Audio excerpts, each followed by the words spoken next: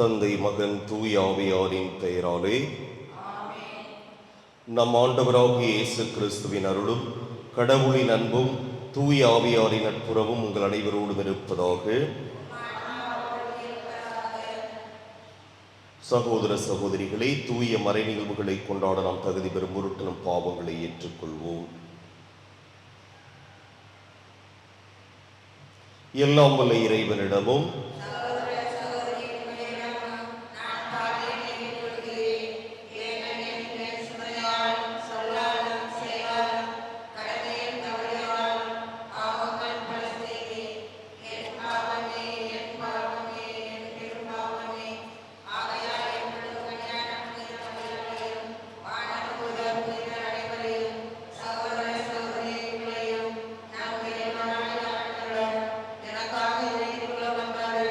எல்லாம் வல்ல இறைவன் நம் மீது இரக்கம் வைத்து நம் பாவங்களை மன்னித்து நம்மை நிலைவாழ்வுக்கு அழைத்து செல்வாராக.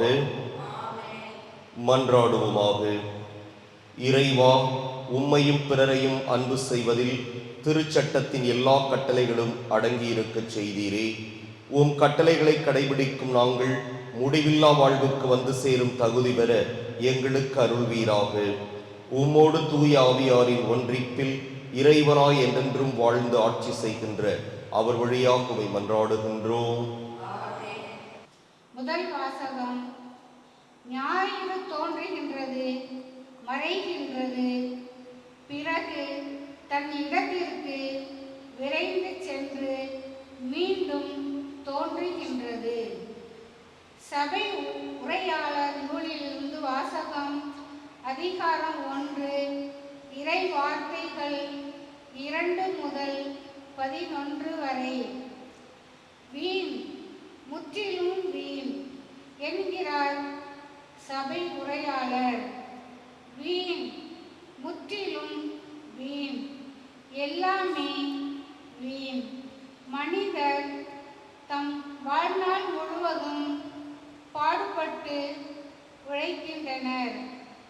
ஆனால் அவர்கள் உழைப்பினால் பெறும் பயன் என்ன? ஒரு தலைமுறை மறைகின்றது, மறு தலைமுறை தோன்றுகின்றது. உலகமோ மாறாது என்றும் நிலைத்திருக்கின்றது.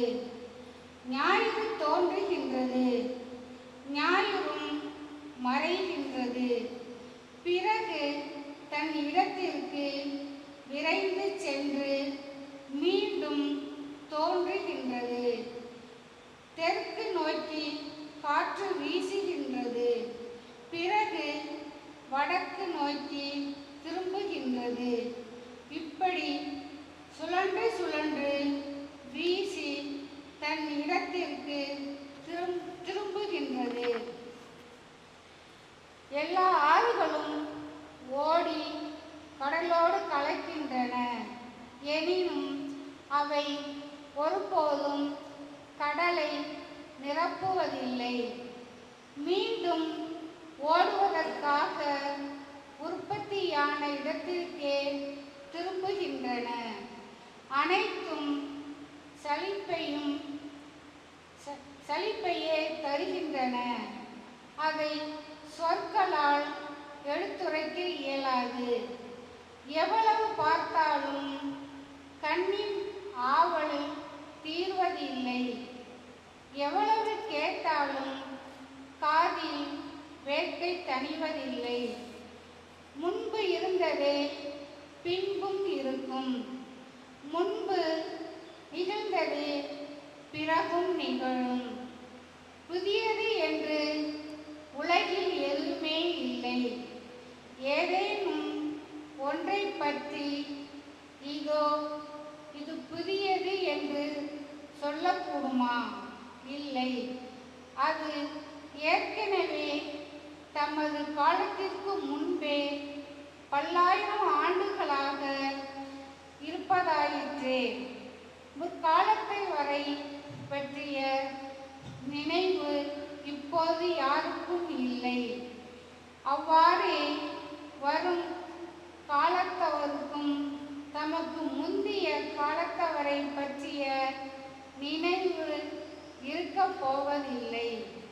ஆண்டவர் வழங்கும் அருள்வாக்கு. இறைவனுக்கு நன்றி.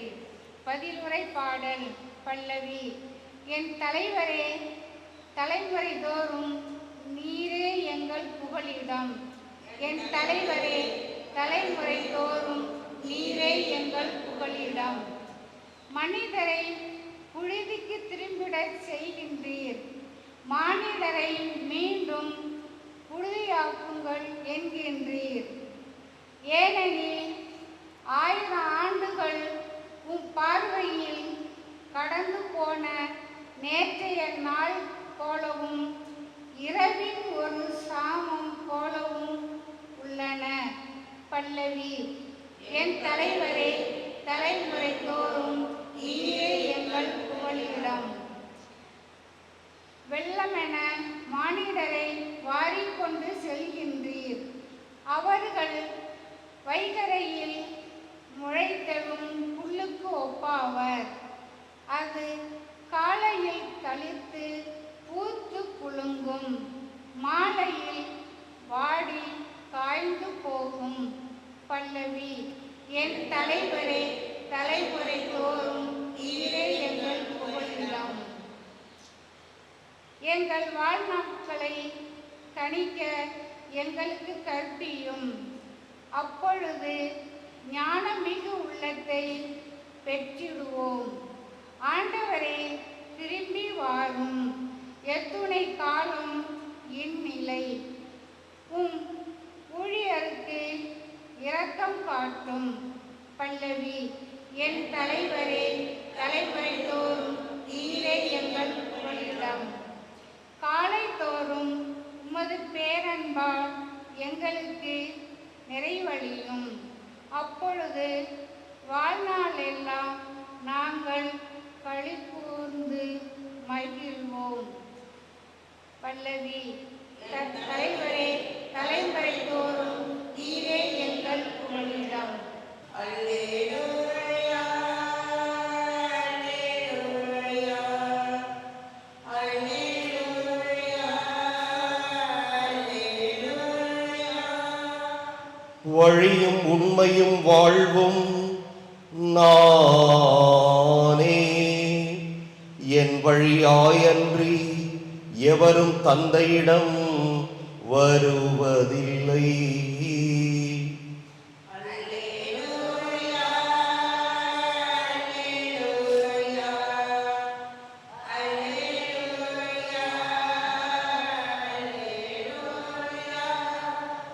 ஆண்டவர் உங்களோடு இருப்பாராக. லூக்கா எழுதிய தூய நற்செய்தியிலிருந்து வாசகம். அதிகாரம் 9, இறைவாக்குகள் 7 தொடக்கம் 9 இறுதியாக. அக்காலத்தில் நிகழ்ந்தவற்றையெல்லாம் குறுநில மன்னன் ஏரோது கேள்வியுற்று மனம் குழம்பினான். ஏனெனில் சிலர் இறந்த யோவான் உயிருடன் எழுப்பப்பட்டார் என்றனர், வேறு சிலர் எலியா தோன்றியிருக்கிறார் என்றனர், மற்றும் சிலர் முற்காலத்து இறைவாக்கினருள் ஒருவர் உயிர்த்தெழுந்துள்ளார் என்றனர். ஏரோது, யோவானின் தலையை நான் வெட்டச் செய்தேனே, இவர் யாரோ? இவரை பற்றி இவ்வாறெல்லாம் கேள்விப்படுகிறேனே என்று சொல்லி இயேசுவை காண வாய்ப்பு தேடிக் கொண்டிருந்தான். கிறிஸ்துவின் நற்செய்தி.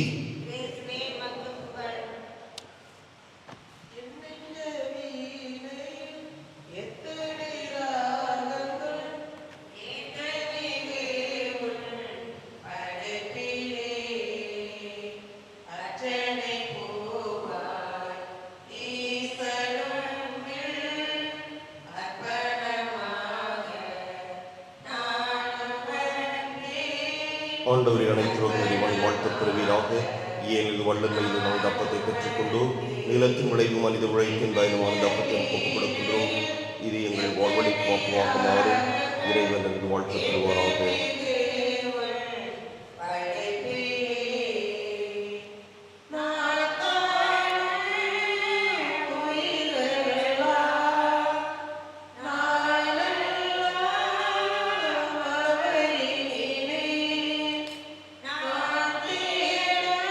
ஆண்டவரை அனைத்திலும் நிறைவான வாழ்த்து பெறுவீராக வல்லமையில் அந்த ரசத்தை பெற்றுக்கொண்டு திராட்சை செடி வந்து உழைக்கும் தைரியமான ரசத்தை ஒப்புக் கொடுக்கின்றோம். இது எங்கள் ஆன்மீக பாரமாக மாறும். இறைவன் வாழ்த்து பெறுவாராக. ஆண்டவரை தாழ்மையான மனமும் நொறுங்கிய உள்ளமும் கொண்ட எங்களை ஏற்றருளும். ஆண்டவரை இறைவானாக இருபது திரும்ப ஒப்புக் கொடுக்கும் பலி உமக்கு உகந்ததாவதாக.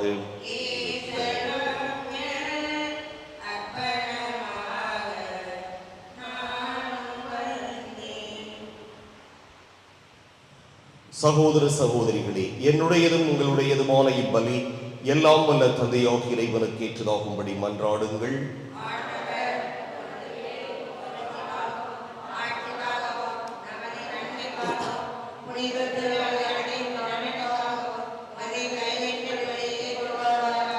ஆண்டவரே, உமக்களின் காணிக்கைகளை கனிவுடன் ஏற்றருள உம்மை வேண்டுகிறோம்.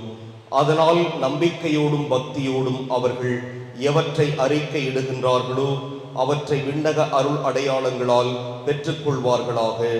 எங்கள் ஆண்டவராகிய கிறிஸ்து வழியாகவே மன்றாடுகின்றோம். ஆண்டவர் உங்களோடு இருப்பாராக.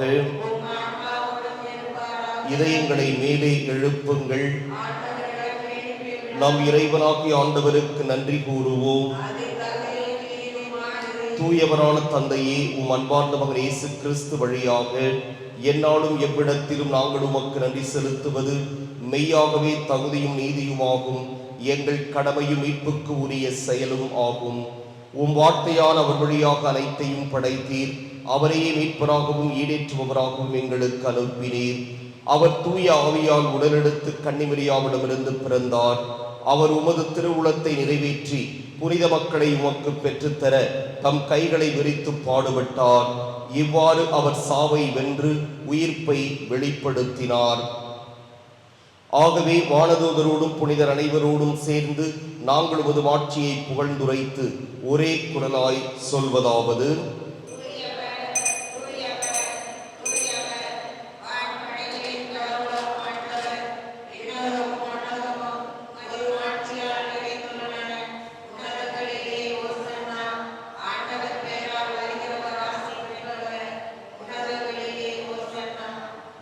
ஆண்டவரே, நீர் மெய்யாகவே தூயவர், தூய்மை அனைத்துக்கும் ஊற்று. ஆகவே உம்முடைய ஆவியை பொழிந்து இக்காணிக்கைகளை தூய்மைப்படுத்த உம்மை வேண்டுகிறோம். இவ்வாறு எங்கள் ஆண்டவர் இயேசு கிறிஸ்துவின் உடலும் இரத்தமுமாக எங்களுக்கு இவை மாறுவனவாக. அவர் பாடுபட உளம் கனிந்து தம்மை கையளித்த போது அப்பத்தை எடுத்து நன்றி செலுத்தி அதை பிட்டு தம் சீடர்களுக்கு அளித்து கூறியதாவது: அனைவரும் இதிலிருந்து பெற்று உண்ணுங்கள், ஏனெனில் இது உங்களுக்காக கையளிக்கப்படும் என் உடல்.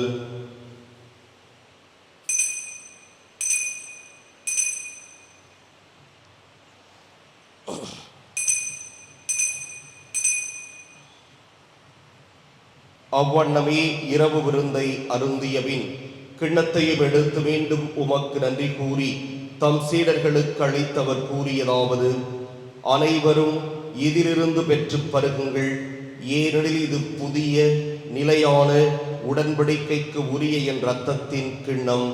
இது பாவ மன்னிப்புக்கென்று உங்களுக்காகவும் பலருக்காகவும் சிந்தப்படும். இதை என் நினைவாகச் செய்யுங்கள்.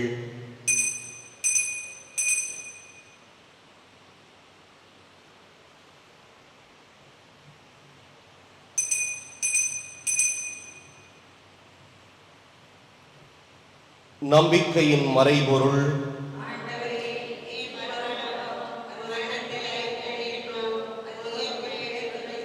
ஆகவே ஆண்டவரே, நாங்கள் கிறிஸ்துவின் இறப்பினையும் உயிர்ப்பினையும் நினைவு கூர்ந்து வாழ்வு தரும் அப்பத்தையும் மீட்பளிக்கும் கிண்ணத்தையும் உமக்கு ஒப்புக் கொடுக்கின்றோம். உம் திருமுன் நின்று உமக்கு ஊழியம் புரிய தகுந்தவர்கள் என எங்களை ஏற்றுக்கொண்டீர். எனவே உமக்கு நன்றி செலுத்துகிறோம். மேலும் கிறிஸ்துவின் உடலிலும் இரத்தத்திலும் பங்கு கொள்ளும் எங்களை தூய ஆவியார் ஒன்று சேர்க்க வேண்டுமென உம்மை தாழ்மையுடன் மன்றாடுகின்றோம்.